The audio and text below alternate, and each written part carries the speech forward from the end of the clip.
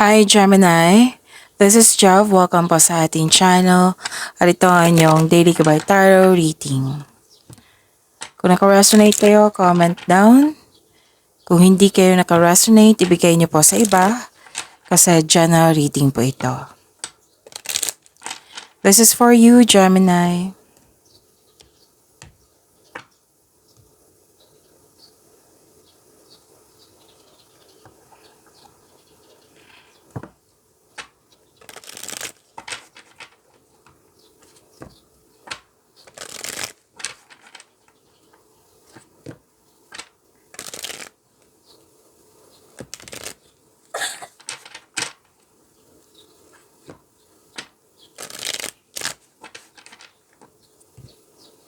Para po ito sa inyo, Gemini.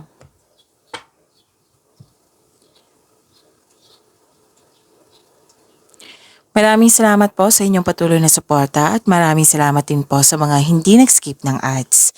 Gamitin ang reading na ito bilang gabay lamang sa mga hindi pa nag-subscribe. Subscribe na po kayo at click bell notification para malaman nyo na may bago tayong video. Para sa mga gusto magpa-reading, comment po kayo ng personal reading. Again, comment kayo ng personal reading and check my reply sa comment section.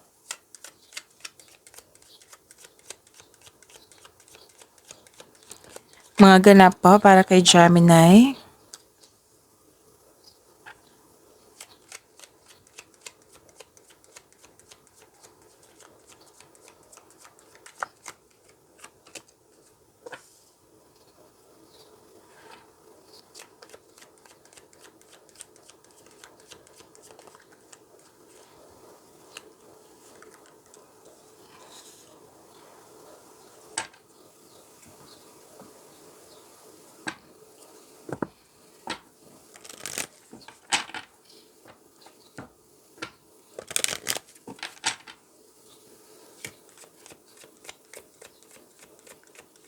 Message siya po para kay Gemini. I need 2 cards po.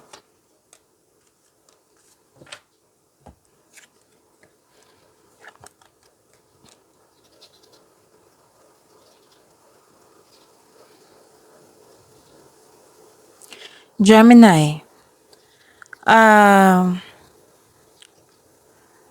May nakita ko ditong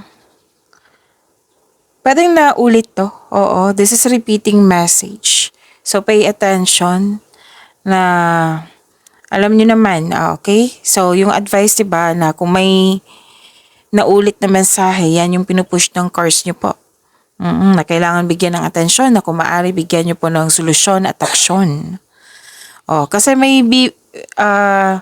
I am sure na lumabas to kahapon sa inyo kung hindi ako nagkakamali na may bibigyan mo ng aksyon yung matagal mo ng plano. Actually, 2 card na po nagsabi dito na bibigyan mo na ng aksyon yung matagal mo ng plano. And pwedeng may ganap na travel, may lakad kayo ngayon or nakaschedule na yung travel or literal talaga travel ngayon. For new journey, adventure, or pauwi para magbakasyon. Makakatanggap kayo ng good news, Gemini. May new beginning din. Huwag kayong mag-alala sa pagbabago kasi this is change for the better. So, claim this travel, this new beginning, this good news. So, yun. May nakita rin ako ditong paglilipat sa malayong lugar. Paglilipat ng lokasyon.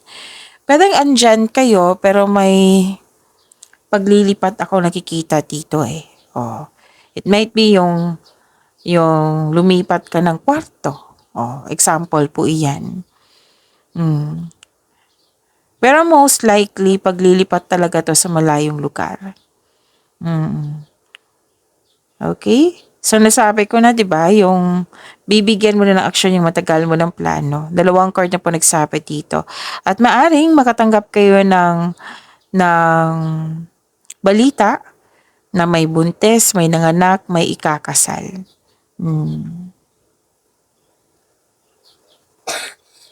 Okay. The other day, mukhang hindi kayo okay. It might be pagod kayo or nagkaroon ng stress or anxiety or nahihirapan. Pero huwag kayong mag-alala kasi may nakita kong recovery dito. Okay, so claim this recovery. And may grupo ng tao dito na very supportive sa'yo. At may nakita kong personal development dito and spiritual growth. Ang ilan sa inyo, nag-take time sa nature or nag-meditate or nag-grounding.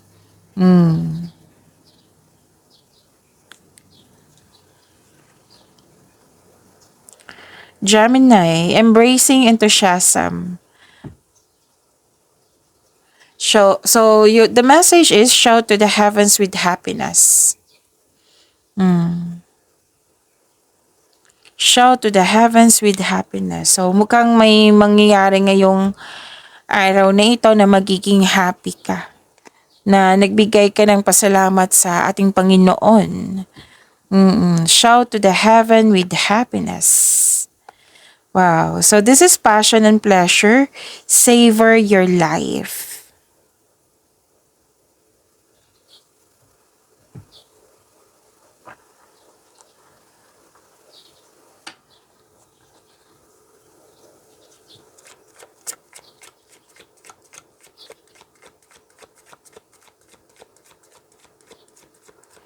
Energy po ni Gemini.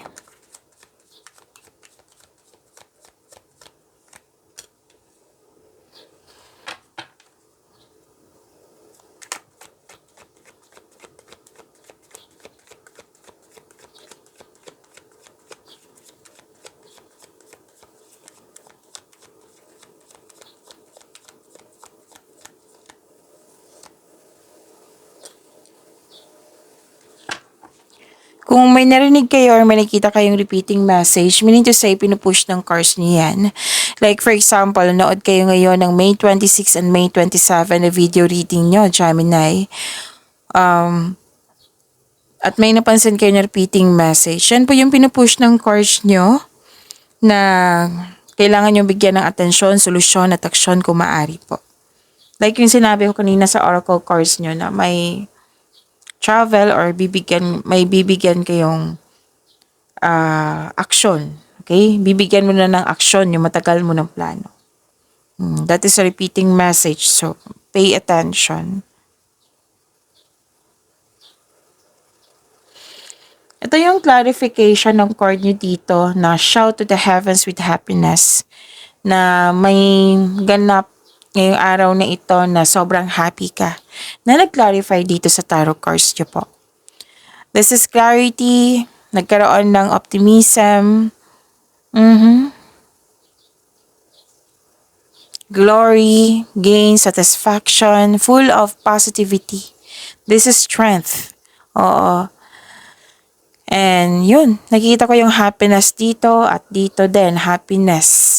Happy kayo ngayon. May success at achievement na parating or dumating na. Oo. Actually, this is success and positive outcome, joy and happiness. May parating na blessings na it will lead you to happiness. Improvement sa health is on the way. Naka-recover ka na. Yung sabi ko kanina sa inyo na recovery na nag-clarify din dito sa inyong tarot cards. And ito ay magandang kalusugan, kaligayahan at kaaya-ayang pakiramdam. May nakita rin akong reunion dito, an old friend or a partner or a family member. Basta reunion ng pwedeng sa isang tao or grupo ng tao. Komportable ka at secure ka sa bahay mo. It might be this is your rest day or vacation. Oo, or home base yung trabaho mo. May mga bisita kang mga bata na nagbibigay ng kaligayahan sa'yo. Pwedeng isang bata. May nakita kasi akong bata dito. Okay, or mga bata. So, enjoy your success. Gemini, claim niyo po ito. Ang ganda po ng card niyo. Oo.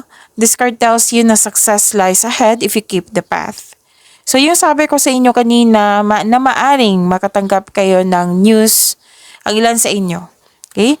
na makatanggap kayo ng news na may buntis or wedding na lumabas dito sa oracle cards nyo at dito rin sa tarot cards nyo. So, happy bonding, nakikita ko dito at pwede din nag-outing kayo ngayon or may balak.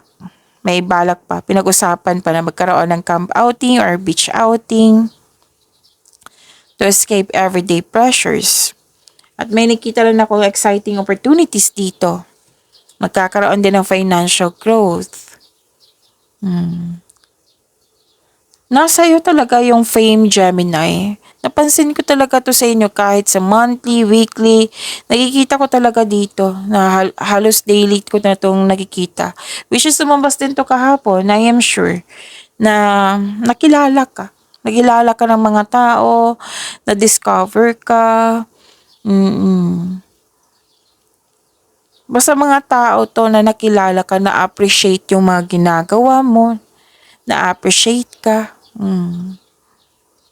Pwede din may mga bata kang mga kausap ngayon na nagbibigay ng saya sa'yo. Pwedeng customer nyo to, kliyente ba? May nakita nga ako ditong partnership or may specific person na tutulungan ka. Pwedeng sa material na bagay or sa mga ideas or moral support na nagbibigay ito ng happiness sa iyong buhay. So now, this is a healthier, you're feeling healthier inside and out. Na-overcome mo na yung mga nararamdaman mong yung sadness or illness or bigat na nararamdaman the other day. Last week ba yan? Oh. So this is good. This is recovery and happiness, success in life. So claim nyo po, Gemini. Ang ganda po.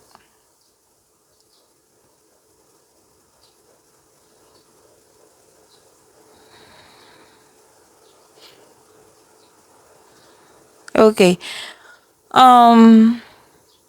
Pwedeng nagkaroon kayo ng concern sa isang tao na masakit magsalita. Or may ganap kasi ako nakikita dito na gusto mong bigyan ng aksyon na hindi, ganun. May susugod, atras. May nakikita kong ganyan. It may be na panghinaan kayo ng loob kaya may hesitation akong nakikita dito. Pero okay na to. Oo, na-overcome niyo na to. Pinakita lang dito kung ano yung mga bigat ng nararamdaman mo. Yung nawalan ka ng confidence. Oo. May selos, inggit. Ako nakikita dito. So, at least at the end of the day, nagiging okay na. Full of positivity.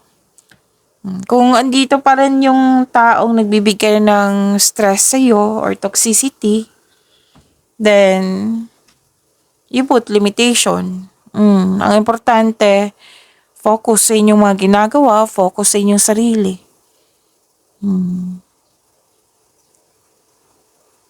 Okay. May nagsabi din sa akin ngayon na actually this is your card, an air signs. Air signs po kayo, Gemini. Parang may gusto kayong gawin na kailangan matapos agad. Na pinipressure mo yung sarili na dapat matapos agad.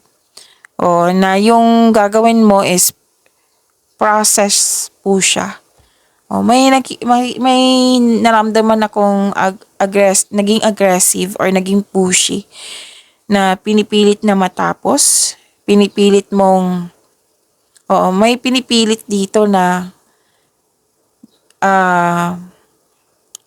anong tawag nito? May nararamdaman akong pinipilit. Pushy, aggressive, ganun. So, yun. I believe na overcome nyo po ito. So, focus kayo sa positivity. Okay, Gemini?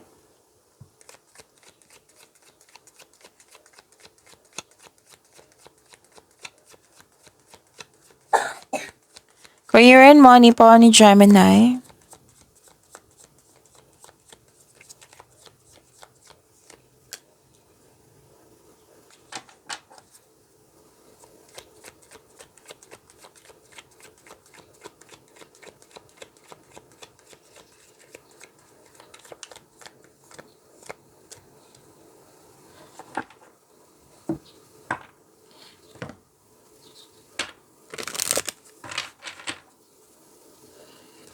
Message po sa career and money ni Gemini.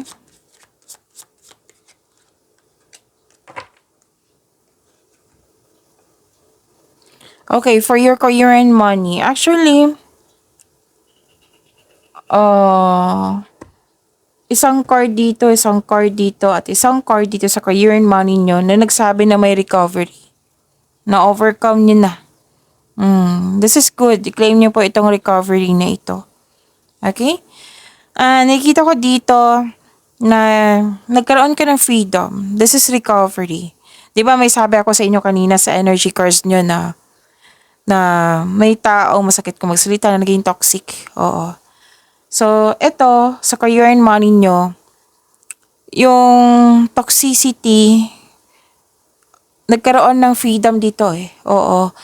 Pwedeng umiiwas ka or ibinando na mo na yung toxicity. Pwedeng tao to ha or environment. Okay? So, you have your freedom. This is a good sign na you have your freedom. Nagkaroon ng recovery. Yung sabi ko kanina sa inyo na nung nakarang araw, kahapon ba or the other day, last week, na nabibigatan kayo, like, may nakita kasi akong bad habits dito na nalampasan mo na. This is called recovery. Bad habits, like for example, nag-overwork ka, parating nag-overwork. Oo, ngayon, binigyan mo na ng aksyon, nagkaroon na ng balanse, tinama mo na. Like for example, parati ka na lang 10 to 12 hours nagtatrabaho na instead of 8 hours. Now, tinama mo na. Example po ha. Example po ito. So, ito yung sinabi dito sa dalawang cards na nakikita ko sa oracle cards nyo na bibigyan mo ng aksyon yung mga plano mo, yung desisyon mo. At lumabas dito sa career and money nyo. At least, diba, na yung hindi nakakabuti sa'yo, tinama mo na. Diba? Oo. So, yun. Nagkaroon ng recovery. This is good. Oo. Kasi nakikita ko dito na nag-overwork or may toxicity na nangyari.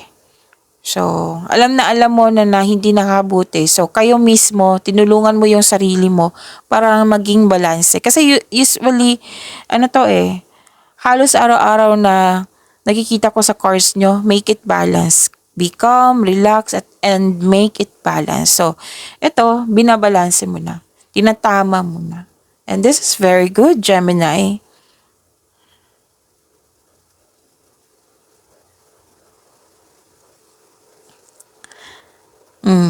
Habaan niyo po yung pasensya ha. Yan yung required din ngayon, habaan ng pasensya. Pwedeng naalala niyo to or mangyayari pa lang, sana hindi po mangyari. Kasi may nakita kong scam investment dito sa career and money niyo po. Pwedeng naalala po ha or mangyayari pa lang. Na yung desisyon kayo ng hindi pang matagalan, naging impatient, at naging frustrated na makuha agad yung gusto mo. Kaya nagkaroon ng scam investment. Pwede din na walang scam investment, kundi pwedeng naloko kayo ng isang tao or naniwala kayo sa mga chismis na hindi naman totoo. Pwedeng ganun. So, habaan ang pasensya. Okay? Yan yung kailangan eh.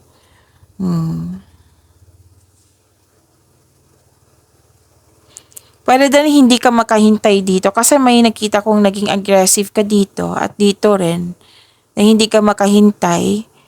Like, kailangan yung process. Kailangan mong alamin kung karapat-dapat ba. Or mga gawain mo ito na kailangan ng process.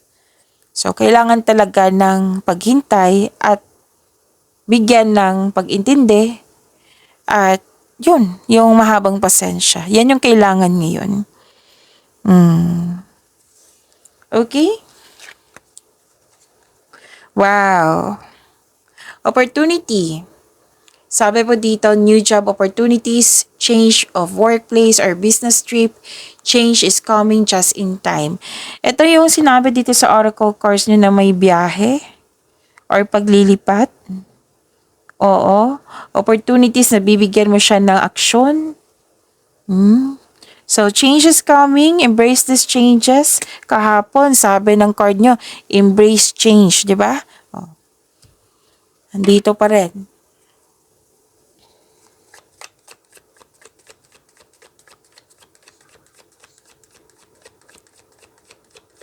Love life po, self-love, partnership, and romance ni Gemini.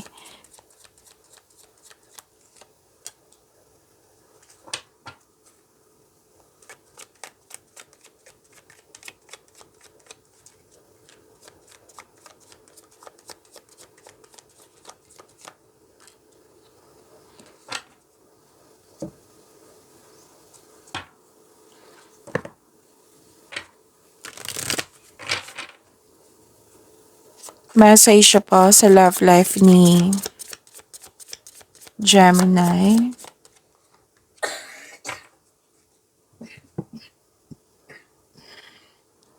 Okay, may bagong simula dito. Aksyon pa rin to eh, Gemini. Bibigyan mo talaga ng aksyon. Yung mga matagal mo ng plano, desisyon, nagkaroon na ng desisyon. This is new beginning. And this is also freedom. So, dalawang card na nagsabi dito na may freedom. This is new journey also. Wow. So, nag-clarify siya dito sa oracle cards nyo. So, may new journey dito. Okay, para sa mga single, you should take a chance on love. Huwag kayong matakot ma-in love ulit. Kasi nakita ko dito sa ilang Gemini dito sa mga single po na nagkaroon ng hesitation. So, huwag kayong matakot ma-in love ulit. Trust yourself. Okay? Marami ka nang natutunan sa mga, 'di ba? About sa love, okay? So, hindi naman ibig sabihin ganun ka pa rin noon kaysa sa ngayon. Marami ka nang natutunan sa buhay. So, huwag kayong deserve niyong mahalin din, Gemini. So, for in the relationship sa buhay mag-asawa, mukhang may tampuhan kayo the other day. Ang advice ng card niyo po dito, leave the past behind. It's never too late to begin again. Mag-usap at magpatawad.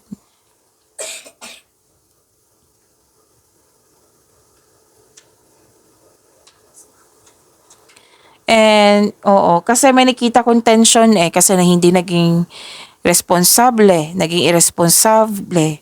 Pwedeng may hindi nagbigay ng halaga, hindi nagbigay ng time. Pwede din na may concern sa money. So now, mag-uusap kayo. Oo. So, panatilihin maging kalma para maging maayos.